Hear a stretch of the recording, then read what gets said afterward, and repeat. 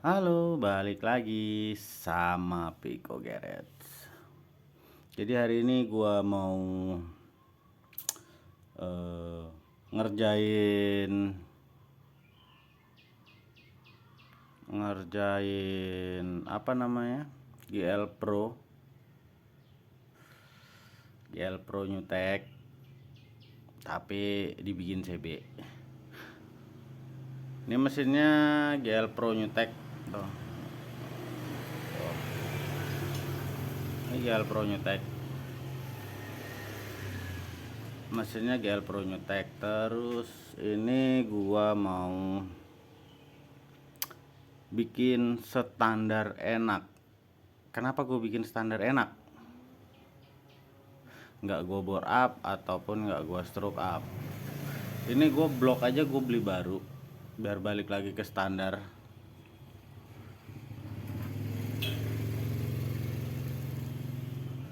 Terus gue cuman maksimalin di porting, terus klep, noken as, ganti pernya juga cuman yang inner. Noken as gue pakai RRAJ yang 20. Bandul gua masih full standar tapi udah gua geser torsi.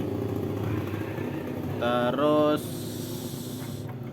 rantai keteng gua pakai yang 3 lapis 3x4 nih. Jadi dia lebih tebel gitu. Jadi biar awet. Dan ini gua pakai merek DID. Kelihatan nggak?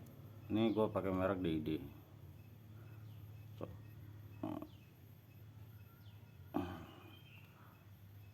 Lah intinya ini mereknya DID. Ini dengan harga yang lebih murah dari originalnya, terus rantainya 3x4 lebih tebal juga. Gua kenapa pakai rantai ini, nggak pakai kayak orang-orang pakai GL series ya, karena gua nyari durability-nya. Soalnya ini motor dipakai buat harian. Oke, kita kupas satu-satu ya.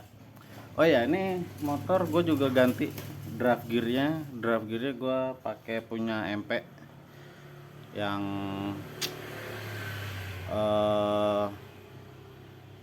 lebih berat daripada punya GL Pro New Tech. Terus apa lagi? Oh ya, ini motor juga pasang cooler. Coolernya gue cuman make yang brand Cina, murah meriah, row-nya banyak, cita-cita tercapai. Tuh. Oke, kita bahas satu-satu. Kenapa gue pakai nggak gue bore up atau nggak gue stroke up? Intinya nih cc nya tetap 156 gitu ya. Kita bahas satu-satu.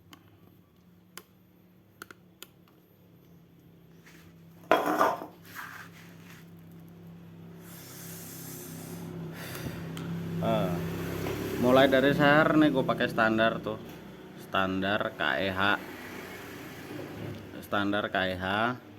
Ini berarti punya GL Pro New Tech nih 156, dan ini juga brandnya cuman NPP tuh, NPP,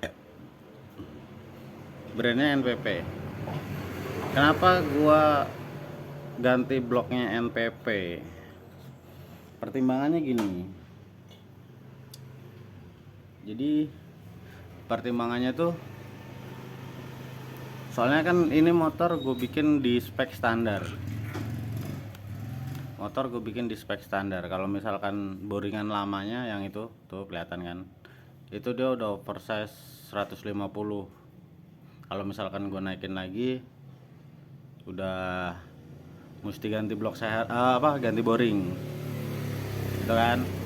Tapi kan ini basicnya gue nggak mau bore up, nggak mau pakai share yang lebih gede lagi. Terus kalau gue mesti ganti boring, hitungannya kan blok share orisinil, tapi kan boringannya ganti. Kalau misalkan boringan yang biasa, sama aja jatuhnya kayak NPP gitu-gitu kan, jatuhnya ketemunya nanti bloknya biasa. Terus share juga gue cuman pakai NPP. Nah itu garis besar itu, jadi lebih murah. Selisihnya nggak jauh tapi lebih murah dengan kualitas ya 11-12 barang baru gitu. Terus noken as gue pakai RRA yang J20 kayak gini. Ini udah pakai RRA. Nih RRA nya ini tuh. Terus per klepnya gue cuman pakai inner, nggak pakai outnya, pakai innernya doang yang kecil biar nggak terlalu keras. Terus apalagi nih buat blok seher, ini gua full standar, cuman ini gua papas. Ini gua papas blok seher, gua papas 0,5. Kenapa gua papas 0,5? Biar kompresinya lebih padat daripada standarnya gitu. Jadi ini blok seher, ini gue turunin dulu ntar kalau jatuh. Nah jadi ini blok seher,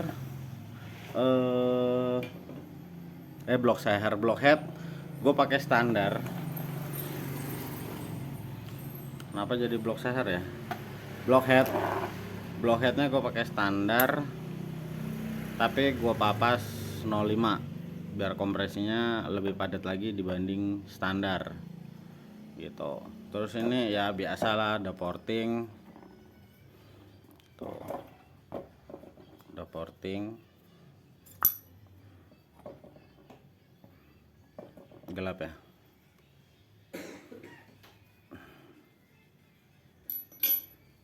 Ada porting in X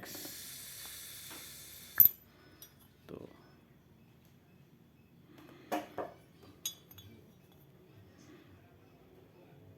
Seperti biasa X nya dibikin di shape. Intinya nih motor full standar lah, full standar, masih 156 cc nya nggak naik. Kita cuma naikin kompresi sama di mainin noken as sama bandul doang. Jadi buat enak itu nggak perlu yang kalian harus jor-joran stroke up, bore up gede-gede, itu nggak perlu sebenarnya. Kalau masih dipakai buat harian touring, terus masih pertimbangannya durability-nya kalian masih pengen lebih kuat, lebih awet, ya kayak gini aja, maksimalin di noken as, pelatuk, terus sehernya pakai standar aja, cuman kompresinya naik, porting, terus bandul itu paling lu geser torsi, rantai keteng pakai yang lebih tebel, insya Allah aman kayak gitu. Terus karena kompresinya naik kan otomatis jadi lebih panas dari sebelumnya, makanya kita pasang cooler. Nah daripada kalian pakai Satria, ya kalau ngomongin bagusnya bagusan punya Satria, tapi kalau buat pendinginan gua lebih prepare ke ini sih, ke yang 5 row gini, yang 5 row. Kalau punya FU itu kan 3, ini 5, 4 nih malah, ini cuma 4 malah. Kalau FU cuma 3, ini sampai sini doang. Ini udah aman dipakai buat harian gitu. Jadi seandainya mau lebih aman buat harian, ya udah gitu aja, nggak usah yang gede-gede, bore up gede-gede. Terus kalau bagian kopling nih gue cuman ganti ke plat geseknya. Nih kita cuman ganti di plat gesek, pakai yang baru. Plat gesek yang lamanya ya namanya udah lama, pasti lebih udah ada keausan atau mungkin udah nggak rata juga, makanya kita ganti baru plat geseknya. Plat geseknya pakai baru tuh. Dan ini juga harganya murah, sekitar kurang lebih 50 ribuan nih dapat segini. Kalau kalian mau pakai yang standar itu bisa ada yang lebih murah lagi, satu bijinya kalau nggak salah sekitar 10 ribuan, dan butuh 4 kan berarti sekitar 40 ribu. gitu.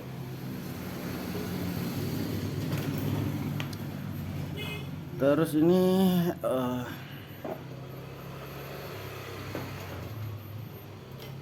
bagian bandul.